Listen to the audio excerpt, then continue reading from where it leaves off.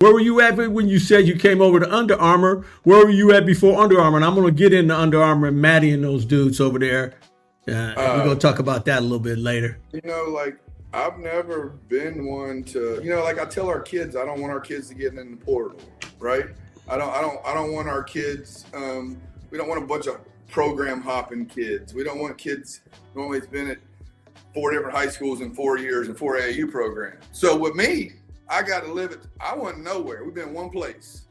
We was independent, then we went Under Armour. Okay. Like I'm, you know, as long as people's treating us good and doing what they say they're doing and helping the kids, we don't want to jump around. We've turned down Nike, we've turned down Adidas, we've turned down Puma, like, you know, like big deals. That we've turned down. And you know, like, I think Under Armour is the place to be. I like the leadership.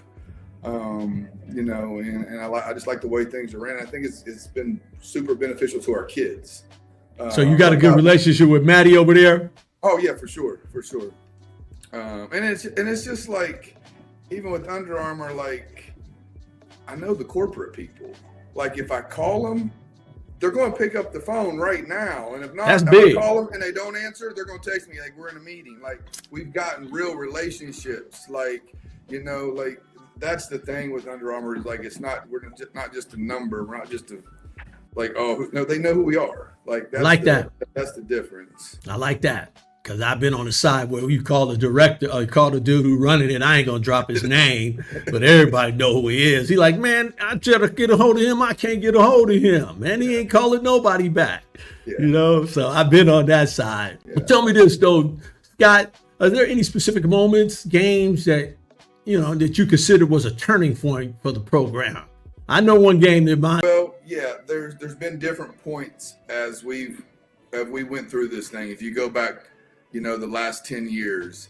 So I think it was like in 2015 was a big turning point. The first time we had 2 top 17U teams. That was good 17U teams. We were playing at, I think it was Run for the Roses when it was still in Lexington. Mm-hmm. That's how far back. You know, both my teams is playing at the 17s is playing at the same time. One of my other guys, Coach One, he's actually sitting right here in the office listening to me.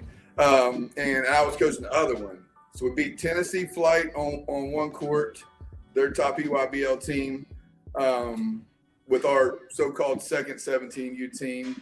And then we had a big win against Team Penny that year, and they were really good. At the same day, the same moment, we had went on in that week right there in 2015.